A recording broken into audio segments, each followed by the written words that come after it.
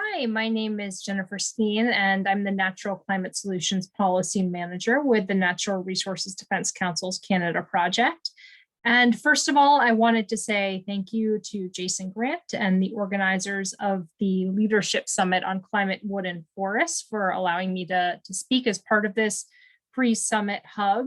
What I'm going to be talking about today is building off of Dominic De La Sala's own presentation that's available in this hub. To talk specifically about the importance of protecting primary forests in the Canadian boreal.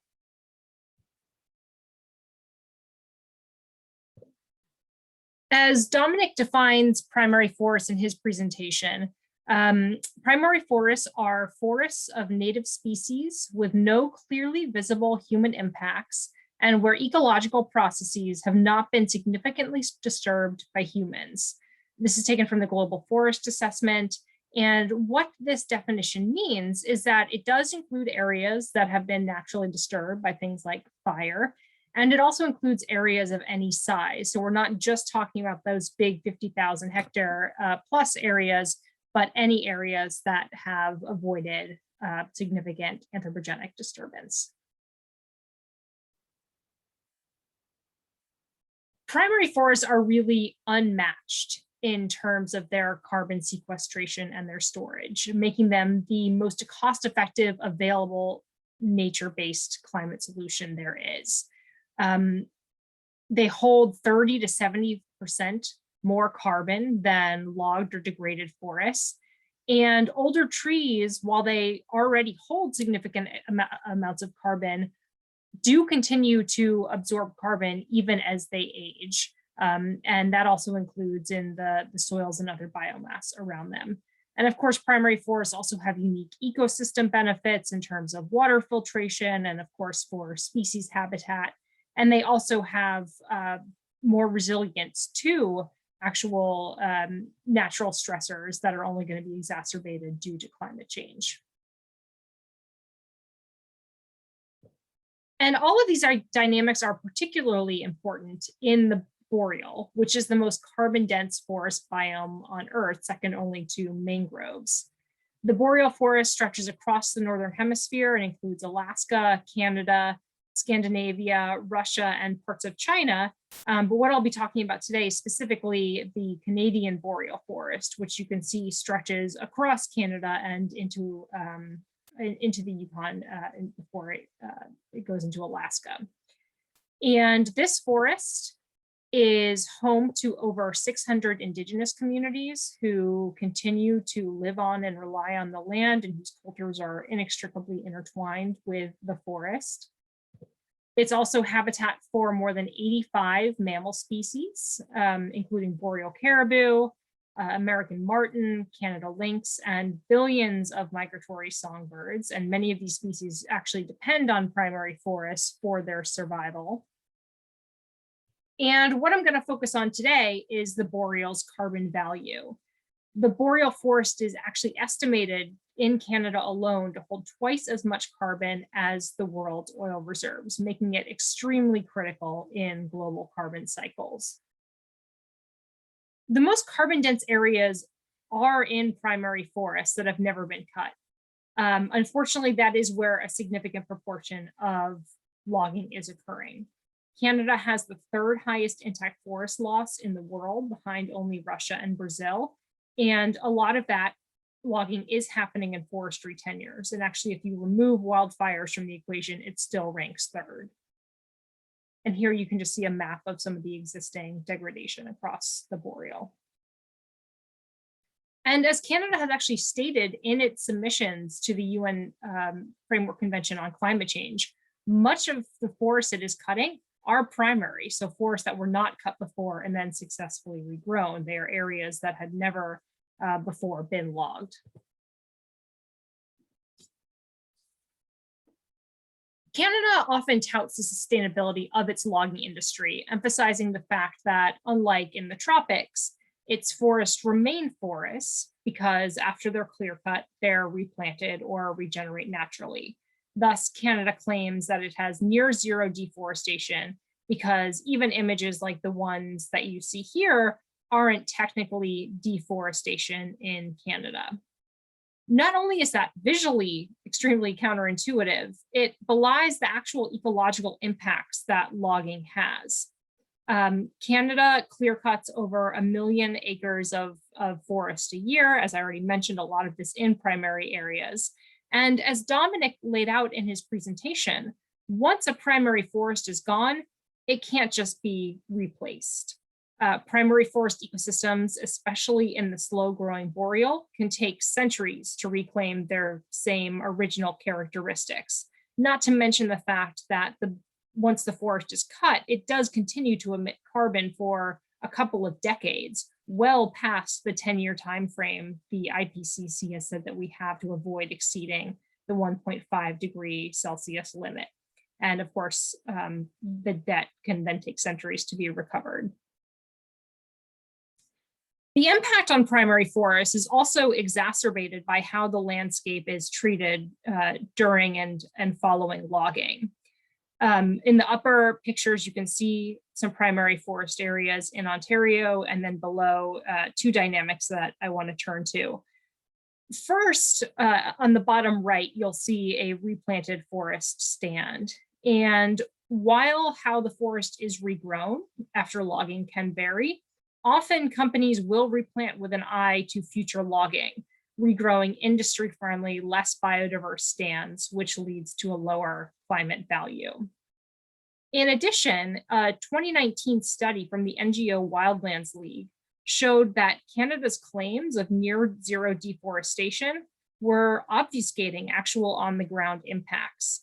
The study showed that across 27 clear-cut areas in Ontario, an average of 14% of the impacted areas had remained essentially barren even 2 to 3 decades after logging. These logging scars, which you can see in the bottom left here, are created by logging roads and landings where logs and unwanted forest residue are processed with heavy equipment and stacked, which compacts the earth and suppresses regrowth. And because there's no sign that these forests are going to return before the next logging cycle, they are, for all intents and purposes, deforested. And these deforested areas, like these seen here, not only fragment and degrade critical boreal caribou habitat, but of course drive significant climate impacts.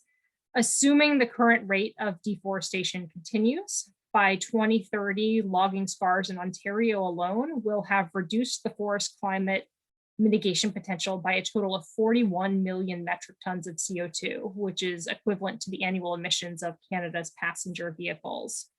And of course, if that trend holds true elsewhere in the boreal, which there's no reason to suspect it won't, given that the same practices are commonplace elsewhere, of course, that climate impact is going to be even greater.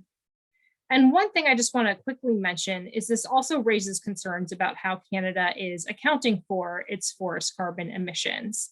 As NRDC, Nature Canada, and Environmental Defense Canada outlined in our 2020 report, Logging Loophole, many of these troubling dynamics around the carbon impact of forest loss are actually not being reflected in Canada's national carbon inventories. So for example, things like the deforestation are not picked up by provinces' satellite images, so they're not being reported.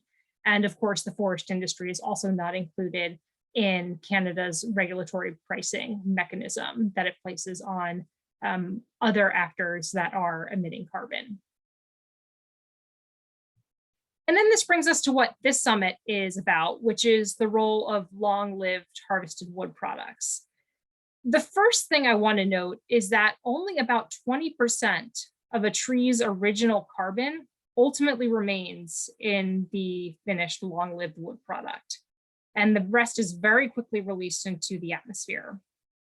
The other thing that I want to note is that the carbon may be stored for a couple of decades, if you're lucky, but as Dominic also noted, it's really just a delayed carbon release that will happen before the forest has recovered its carbon debt. Ultimately, harvested wood products are relatively ineffective at retaining this carbon long-term. And after a century, the product may retain as little as 1% of the tree's original carbon. And there are a lot of uncertainties around this, but the way that these are being touted and talked about are really not reflective of how they play out in reality. And harvested wood products are really beneficial only under a very narrow set of circumstances that often are reflected in life cycle analyses, but not in reality. So one 2019 study found that overall, US state and federal reporting was underestimating wood product related carbon dioxide emissions by 25 to 55%. And another study has shown that when assumptions around things like perfect forest regeneration are removed, which we've already seen are not playing out in reality, harvested wood products can actually have a larger carbon footprint than concrete. So what's the solution? Industrial logging is fundamentally different from the fossil fuel industry. This is not an industry we are trying to see phased out by any means. It is absolutely compatible with a climate safe future. But the way it is currently being practiced is not, and there need to be significant changes to how it is being conducted. The first is because of the irreplaceable value of primary forests, industrial logging should only be happening in previously cut areas, so not in those high value primary forest areas. Now, as of 2003, so about 20 years ago, 61% of Canada's managed forest had already been cut. So of course that number is going to be even higher today. So what we're recommending is that logging remain in that area, which is a majority, far exceeds a majority of the managed forest area, but avoid those primary areas that have not yet been impacted. The other dynamic that Dominic also talked about is proforestation. So allowing regrowing forests to return to maturity because they have already begun regrowing, their climate value is going to accumulate a lot faster than simply replanting trees. And of course, where primary forest is being protected, the best mechanism for managing these areas is through Indigenous-led protection. Indigenous peoples have been leading the way in terms of conservation, both in Canada and around the world. And study after study has shown that where their rights are strongest, biodiversity and climate values are better protected, not to mention, of course, it's essential to Indigenous self-determination and Canada's commitments to government relationships and reconciliation. And the last piece I want to note, as I briefly mentioned, there are significant concerns with how Canada is accounting for its forest carbon and its failure to actually regulate the carbon that's being emitted from the logging industry on the ground. So ensuring that it is capturing those emissions and regulating them is really critical to implementing the proper incentives to push the industry to adopt those solutions that's going to allow it to be compatible with that climate safe future. So with that, I will leave it there, but thank you very much for listening and really look forward to the discussions that are going to happen during the summit. Thank you.